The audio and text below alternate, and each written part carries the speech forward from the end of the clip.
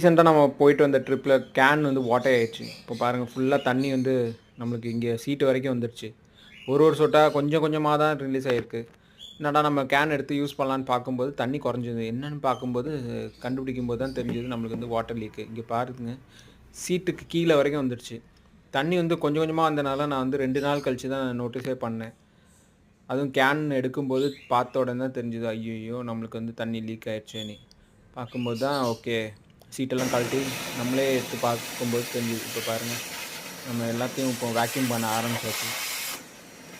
இப்போ ஃபுல்லாக இதுக்கு முன்னாடி இது வரைக்கும் நான் சீட்டை கழட்டினதே இல்லை. ஃபுல்லாக கழட்டினதுக்கு அப்புறம் தான் தெரியுது ஒரு 7-8 வருஷத்துக்குள்ளே குப்பை அழகாக அப்படியே ரொம்ப இல்லை, பின்னாடி டிக்கிலேருந்து அப்படியே ஸ்லோவாக கொஞ்சம் கொஞ்சமாக மூவ் ஆகி வந்து அழுக்கு குப்பை அதெல்லாம் அப்படியே ஸ்லோவாக கொஞ்சம் கொஞ்சமாக எடுக்க ஆரம்பிச்சிட்டோம்.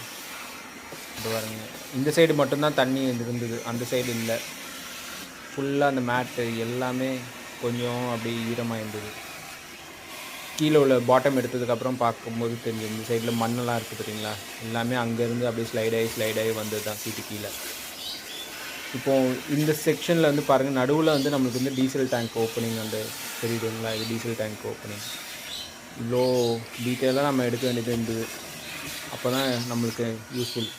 இதனால் என்னென்ன இஷ்யூ வரும்னா ஃபங்கஸ் ஃபார்ம் ஆகும், நம்மளோட சீட்டோட கீழே இருக்க இரும்பு இதெல்லாமே ரஸ்ட் ஆக சான்சஸ் பயங்கர ஜாஸ்தி. அதனால் இந்த மாதிரி இஷ்யூஸ் வரும்போது ரொம்ப சீரியஸாக நம்ம கன்சிடர் பண்ணோம். நான் வேக்யூம் பண்ண அவ்வளோ இருக்குது பாருங்கள். இப்போ பாருங்கள் இங்கே வந்து அந்த சீட்டில் வந்து பாட்டமில் வந்து ஃபங்கஸ் ஃபார்ம் ஆக ஆரம்பிச்சிச்சு பாருங்கள், ஃபுல்லாக ஈரமாகும். இது ரொம்ப ரிஸ்க்கு. இதனால தான் நான் எடுத்து சீட்டெல்லாம் எடுத்து க்ளீன் பண்ண ஆரம்பிச்சிட்டேன். அடுத்த